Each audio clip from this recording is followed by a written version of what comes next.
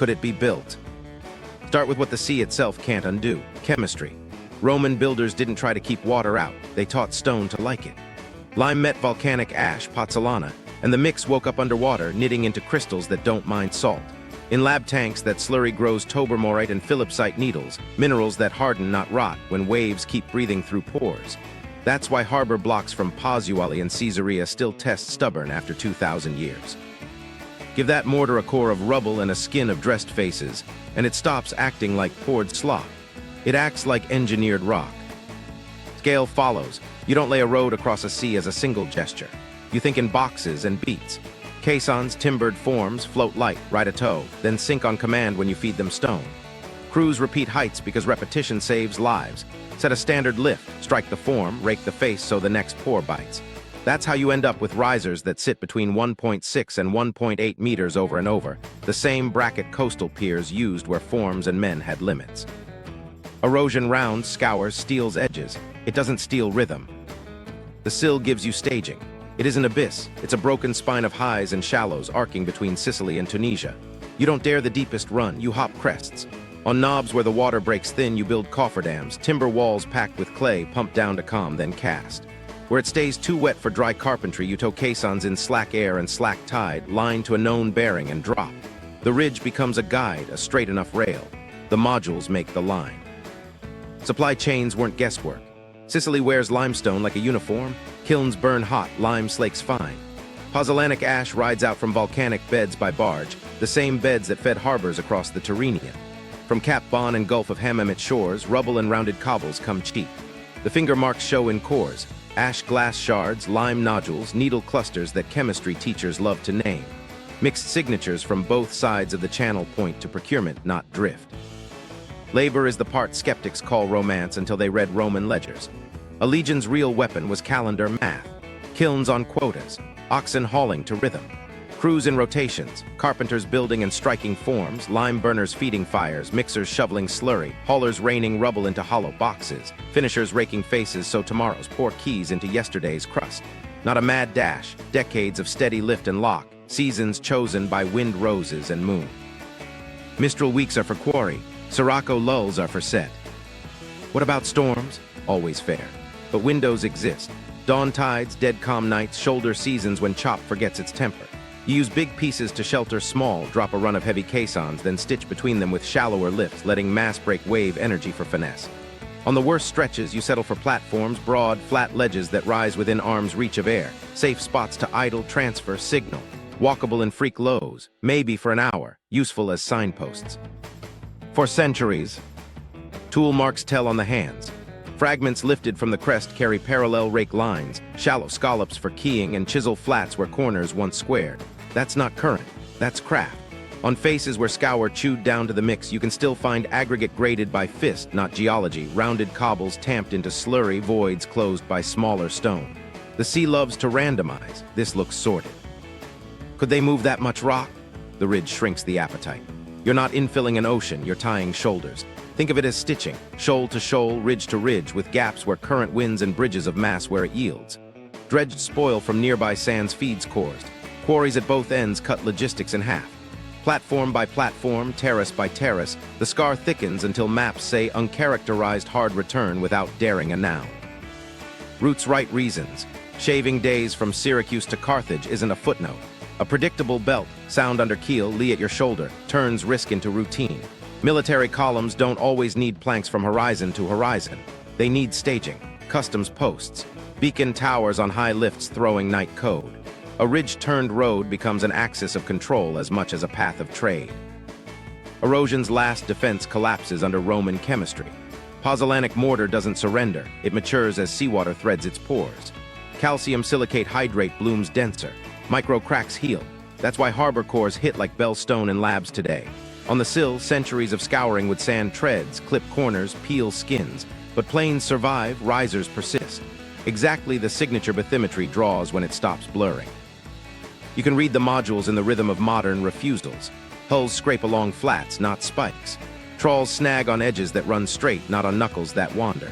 Cables bend because planned depth meets something plainer and dense. Underwriters don't price folklore, they price form. The straight corridor where premiums rise is an actuarial echo of ancient standard lifts. One detail would matter later. Repeat caisson heights telegraph through time. If insurers found a hard band and satellites traced a gravity whisper on the same bearing, it's because a modular build left a modular bruise. You don't need fables to get there. You need ash, lime, timber, stone, a ridge that points the way, and a calendar that refuses to blink. The cable engineer who wouldn't let it go. He came up through drafting tables and ship noise, the kind of engineer who trusted paper before briefings. Spring 1956, a gray deck, the Strait of Sicily sulking under a light chop. Plan A was a straight lay across the corridor. Plan B arrived when the cable head kissed something flat, twice, then a third time that made the master swear and throttle back. He didn't dramatize. He taped the strip charts end to end in his cabin and circled the plateaus where the stylus had skittered over density. In the margin, he wrote one word he knew better than to send upstairs: masonry. He folded a duplicate, slid it into a manila envelope, and mailed it to his home with a coin from his pocket. The postmark was a timestamp nobody could edit. From then on, every job that grazed the sill added a pencil line to a private atlas he kept under shirts. He called it the line, lowercase, like a habit the sea had. Bearings, dates, a thin graphite stroke darkening with each refusal. When colleagues asked why his plot started straight and then curled, he tapped the same spot and said, "It refuses there." No lectures, just a sentence that saved money. Memos came back clean. Sill deviation stayed. Planar returns softened into anomalous substrate. He let the vocabulary bend as long as the root did too. He kept the originals anyway, carbons under carbons, tucked into envelopes he mailed to himself again. By the time anyone noticed the ritual, a rubber-banded stack in his hallway outnumbered the shoes. Micro-stories piled up because life insists. Breakfast, a call, coffee slipping from his hand when a captain said, "Netters tore again, same strip." A night crossing where he stood alone, counting the beat of hull to swell and feeling the ship stiffen over a plane he could not see. A holiday when his son asked if the pencil line on the dining table was a railroad, and he said, "Something like it." He was meticulous, not mystical. He copied correspondence word for word, filed deck logs by weather and swell, and underlined the same phrase on 3 separate notes, repeated refusals at planned depth. He added a quiet index, keel scuffs, net losses, dog legs. Each entry kissed the sill's crest. When a junior asked why the self-addressed envelopes, he answered without looking up, "If they change the file, I still have the day." One night in 1958, a broker's letter crossed his desk with a sentence that burned a groove in his brain. Indemnities, mid-channel, sill crest spike. He wrote a single instruction on a scrap and taped it into the back of the atlas under brown paper. Check Tunis Archives, shipping indemnities, 1958. He wasn't an investigator. He left a breadcrumb for someone who would be. He never said bridge, he said, route around what refuses. But when a diver sent a photo of a block with 6 sides and a poured skin, he slipped it into a sleeve with coordinates that matched his darkest pencil. He didn't show the room. He showed his wife and said, "Keep this with the letters." On his last hospital day, he asked for the atlas. He traced the graphite ridge with a thumb gone thin and smiled like a man who'd finally lined 2 edges. He pressed the Tunis note into his daughter's palm. "They priced around it. They rooted around it. Don't write around it," he said. When the boxes were packed after the funeral, the atlas sat on top, light for what it held, heavy enough to pull us to a basement room where the word spike would become a ledger, and that ledger would give the line teeth. The Tunis box, lost, found, and buried again. The atlas gave us a direction and a year. Tunis, 1958, shipping indemnities. We walked into the National Archives with a formal letter, docket numbers scraped from old port circulars, and enough optimism to survive a front desk. The clerk stamped our request and slid it into a tray that looked like a waiting room for lost causes. "Processing," she said. "Weeks." We didn't have weeks. Buildings remember in ways people forget. Down a side corridor, an assistant with ink on her fingers whispered that maritime insurance files were being rationalized. That word means boxes move, labels change, and evidence grows new names. "Look for crates marked accounts, port fees," she said. "If you find a ledger with ash on it, you're close." In the basement, we found dust, a broken fan, and crates with the wrong century stamped clean across their sides. Under the fresh tags, a ghost stamp bled through. Maritime claims, 1956-196. We worked a butter knife under a crate hinge like we were opening a stubborn memory. Inside, folders brittle enough to accuse you of a crime if you breathed too hard. Wharf slips, freight scuffs. and then a run of indemnities typed in French and Italian with coordinates like confessions. One claim didn't bother with poetry. Stone ramp, mid-sea obstruction, keel abrasion, hull sound, repaint required. Not reef, not wreck, ramp. The word sat there as if everybody already knew. Another read, trawl doors torn on hard plain, calm weather. The dates hugged the belt our underwriter bands had circled. The coordinates kissed the Sill's crest. We shot photos, copied index data to cards, and tried not to crack spines with our hands. Halfway through the stack, a photograph slid loose like a dare. A deckhand, bare-chested and grinning, held a block with 6 sides and a beveled skin that showed a poured edge. Caption, recovered stone mid-channel. On the back, salt smear, docket number, and a rubber stamp from a cable detour case we already knew. Hexagon, poured face. The 1955 polygonal paving sketch suddenly had a body. We logged everything and filed a formal digitization request. Then we walked our copies to a cafe with no windows. An hour later, the assistant found us with a face that said the room had grown hands. 2 documents vanished, she whispered. They were on the cart, now they're not. In their slots, 2 immaculate folders with the same outward titles and fresh numbers, each maddeningly bland. Inside, ramp had softened into obstruction. Coordinates had blurred into mid-channel. Back downstairs, the crate had shifted 5 inches. That isn't paranoia, that's a person. The air smelled like cardboard and cologne. In the ledger we'd circled, the pencil ring around Chaussee wore a second, heavier strike-through. Someone else had recognized the word for road and killed it. The assistant said nothing, just tore a sheet from her pad and wrote slowly, Port Syndicate copies. Port syndicates keep parallel books, union records, damaged pools, paper that doesn't answer to ministries. 3 streets away, up a stairway worn hollow, an old man at a metal desk flipped our letter, sucked his teeth, and unlocked a cabinet. Photocopies only, he said. We paid in coins and quiet. The copies were ghosts, but ghosts talk. A marginal hand tallied stone days. Another note read, road visible at low swell. They didn't argue politics, they logged work. Meanwhile, our formal digitization request came back stamped, collection not available due to reprocessing. Reprocessing is a Latin word for erasure. We appealed. The appeal disappeared. The assistant left one more breadcrumb, taped inside a Marine Tariffs 1957 cover, 3 docket numbers and a line, Insurer's Tunis office, microfilm, outside purge. The insurer's office smelled like chilled air and carpet. The receptionist called us by name before we introduced ourselves.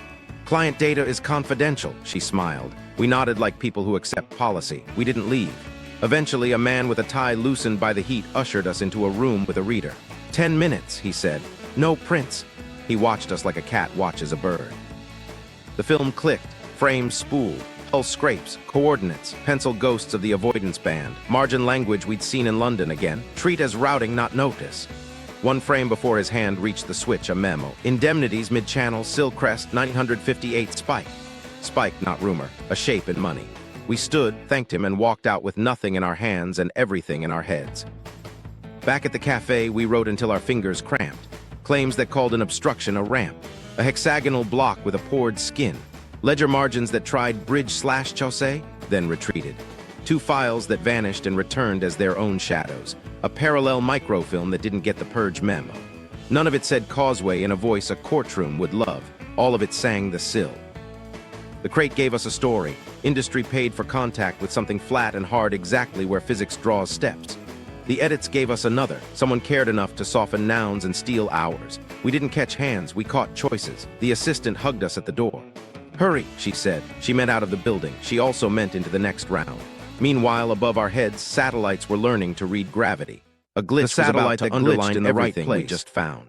Meanwhile, above the corridor nobody would name, a satellite started listening to gravity. Radar altimetry doesn't take pictures. It times a pulse, then reads the sea like a taut skin. Where mass sits below, water sags by millimeters. Engineers call it a gravity bruise. In the early 200s, one pass over the Sicily Sill drew a hairline the software flagged as noise. The next orbit put the hairline back in the same place. A contractor we met over bitter coffee called it the quiet underline. He wouldn't hand over tiles. He did say, if that's noise, it's the most disciplined noise I've seen. His firm later geofenced their public product after a client request. When we checked, the corridor wore a tasteful watercolor blur. Pixels sharpened on either side. The crest turned to fog. You don't blur emptiness. You blur assets, accidents, or arguments. At sea level, a side-scan rig told the same story with a harsher voice. A small survey outfit flew a grid one calm week and sent a midnight clip because the pilot was tired of being told he'd mapped a mirage. The frame slid over tessellated slabs stitched with seams tufted in grass. Not a museum floor, weathered plates, edges hooking into hexagons where stress likes to spread. He panned, lost bottom in silt, panned back and hit flat again. He named the file steps. 2 days later, his company posted a statement on client confidentiality. The clip link died. We de-mirrored it to 3 continents before breakfast. Gravity was 1 vote, Sonar another. Nets cast their ballot in holes. A captain from Marsala laid out paper where his season's losses clustered, pen scars tracking a belt you could lay over the altimetry line with your eyes closed. On this road, he said, tapping the ink, I pay twice, once in fuel when I swing wide, once in gear when I don't. He didn't chase archaeology, he chased margins. A university lab tried to make this teachable. They built a student tool that stacked open bathymetry, public gravity, AIS ship tracks, and snag reports, each on a slider with sources. The screenshot they sent us looked like a confession. Gravity underline, snag belt, root shadow, all kissing the Sill's crest. A week later, the repository deleted the model for licensing conflicts. The grad admin mailed us a single emoji, scissors. Commercial sensors chimed in with a hint no one advertised. A coastal erosion satellite working a deadcom window logged specular flashes off the crest, light bouncing like it would off hard plates under thin water. Not resolution you could sell as blocks, just a signature that isn't silt. The firm's newsletter bragged about novel seabed characterization, then scrubbed a paragraph and skipped a figure number. The cached page kept the ghost, Fig, 3 linear return, Sill crest. Meanwhile, a trawler's GoPro stitched our least polite proof. He de-rigged it to watch doors and mud clouds, not to make a point. The footage caught door shoes clacking over planes, then biting at a terrace lip. The audio carried curses you don't fake. He DM'd, use it, blur my boat. We did. Corporations spoke in patents. One filing defined targets as modular planar anomalies with edge continuity and proposed sensor stacks to detect periodic riser signatures at meter-scale intervals. Trial coordinates were anonymized, but the tick marks on their map betrayed latitude. When we asked what legacy meant in legacy infrastructure resilience, the spokesperson smiled on the phone. Persistent linear substrates, she said, not structure, substrate. Government motion gave the quietest tell. Cutter AIS tracks began to scallop along the crest like teeth on a comb. The official line was see state and tasking. A leaked procurement note ordered bottom-aware pursuit algorithms for enforcement in linear corridor. Bottom-aware, corridor. The nouns they wouldn't print on a chart slipped into a budget line where nobody expects poetry. Here's why this layer matters. Altimetry doesn't care about hedged memos. Sidescan doesn't read press releases. Nets don't do doctrine. When gravity, sonar, traffic, and patrol arcs all hum the same note, you either call it coincidence forever or you admit the simplest sentence. There's something built enough to act built. What nobody in any one room knew was how neatly the patterns rhymed. The gravity bruise rode the band insurers had priced. The side-scan slabs echoed the grad's 1955 hex sketch. The patrol scallops traced the private atlas a cable engineer shaded dark over decades. Blur fences fell exactly where convergence lived. Meaning hides in that overlap. If it's noise, it learned choreography. If it's geology, it picked up a carpenter's rhythm. If it's rumor, it keeps tearing steel in a straight line, which leaves what's left. A ridge-turned road, sanded by time, still dense enough to pull water and budgets a hair toward truth. Smugglers, pipelines, and silent profits. When insurers price around a bruise and ministries call it natural, someone else turns the blur into a business plan. Smugglers mapped it first. They didn't say causeway. They sold predictable bottom. In bars from Sfax to Mazzara del Vallo, brokers pitched a premium corridor that hugged the Sill's crest. Less swell, steadier footing under keel, eddies you could idle behind when cutters fanned out. On WhatsApp threads we weren't supposed to see, they marked 3 laybys like mileposts. Drift here on half throttle, wait there when patrol arcs tighten, punch across the cross-sea chop on the next wind shift. The notes spoke a dialect of work. Stone days best. Hug the band, nets clear.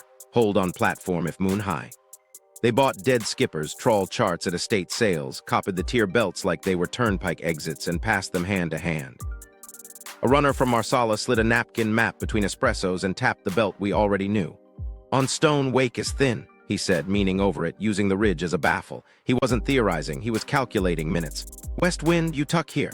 He tapped again, a spot we'd later learn matched a shallow terrace lip. East wind, you skip this. Patrols like this notch. He drew scallops that looked suspiciously like Cutter AIS tracks and shrugged.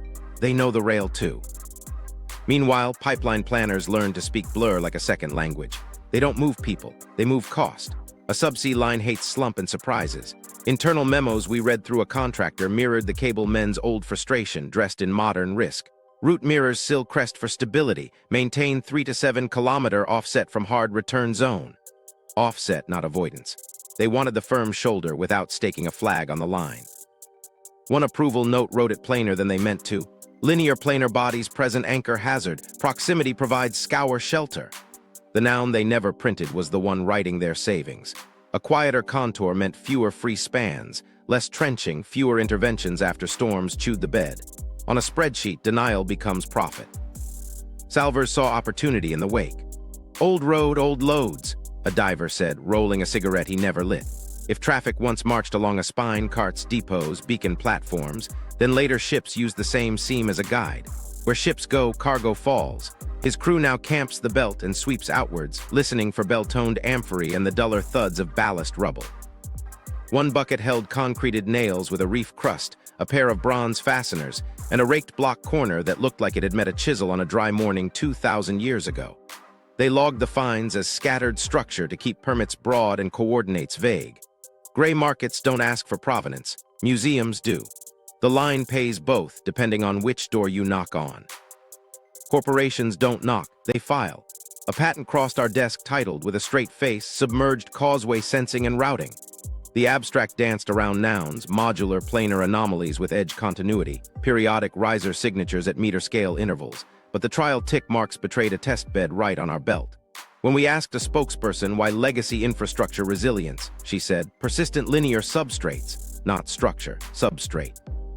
The words you use when the legal department wants the savings, and the press office wants the blur. Government learned to spend around the same truth. Cutter patrol arcs, which used to look like lazy lawnmower stripes, began to scallop along the crest like teeth. The official line was cease state and tasking. A leaked procurement note ordered bottom-aware pursuit algorithms for enforcement in linear corridor. Bottom-aware, corridor. The nouns they banned from charts showed up in budgets tagged operational. When cutters hug the rail, runners hug the inside seam, and a cat-and-mouse game becomes a geometry problem. Here's where money braids itself into a motive. Insurers tighten pricing on the band and offer linear substrate proximity riders that trade margin for predictability. Pipeline consortia pitch shorter, safer spans by shadowing the crest and hide the noun that buys the savings. Salvers cherry-pick history from a seam of human loss created by traffic that followed a built mind. Smugglers sell timing and like their commodities. Ministries deny the feature on paper, then patrol it in practice. Each book balances because the others do. A trawler tries to anchor at the edge and rips out a fluke. The yard writes planar strike. A diver posts a 20-second clip of tessellated plates. A day later, he gets a takedown notice for critical infrastructure exposure. Infrastructure that doesn't exist can't be exposed. The notice proved more than the clip. A coastal erosion firm scrubs a newsletter paragraph about linear return at crest, and the missing figure number leaves a chalk outline. Fig. 3. Gone. A commercial portal geofences resolution after a client request, and the blur seam draws the very line the Doctrine refuses to see. Stakes land in wallets before they land in court. A fisherman pays twice, once in fuel when he swings wide of the belt, once in gear when he gambles and loses. A runner counts minutes in lee and wakes thin. A pipeline shaves millions by betting near mass and calling it prudence. A salver rides the seam and argues scattered structure until a museum calls with a grant. A ministry keeps the map polite and the patrol pattern efficient. The public gets a sea that looks blank and behaves like a road. What nobody in any single ledger will say out loud is simple. Denial underwrites a market. As long as the word stays off charts, profits stay deniable, permits stay broad, claims stay slow, and enforcement stays selective. Name the line and you invite rules, no anchor belts, heritage zones, routed pipelines, patrol coordination with shared maps, claims that move as fast as an invoice. Keep it blurred and the money keeps moving in the shadows the ridge casts. The meeting, scientists versus policy. It looked like any workshop,